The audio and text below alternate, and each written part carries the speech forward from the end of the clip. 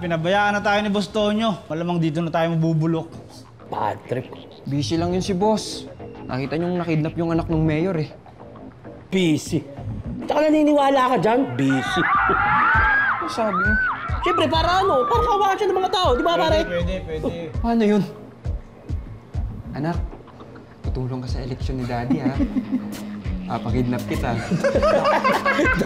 Daddy ka. Basta, pag nakalabas tayo rito, kakain talaga ako sa burrito natin parisan. Oo, pare, tsaka ano, miss ko na yung tatlong girlfriend ko, pare.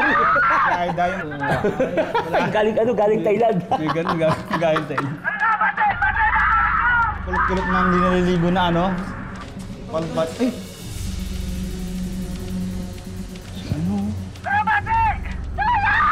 Ano ma'am? May bago ako nakita? Wala. Hindi nga makita yung mga mukha ng mga kidnapper.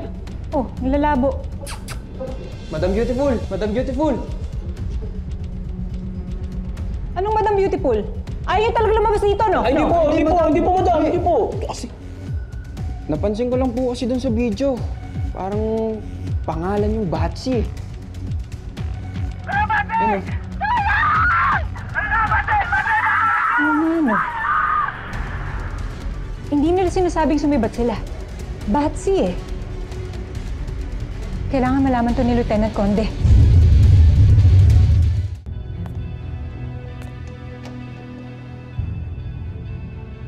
Oh.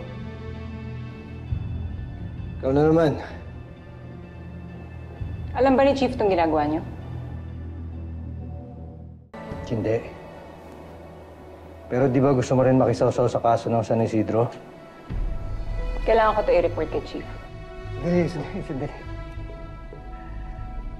Maganda ka na sana eh. Pakialamera ka lang. Ba't ka ganyan, sir?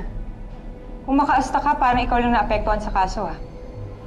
Konde, tama na yan. Oo nga, sir. Ma'am, pwede mag-focus muna tayong lahat. May ongoing kidnapping case ngayon tapos nagtatalo pa kayo. Lieutenant Conde, may nahanap kami ni ma'am na bagong info. Anong info?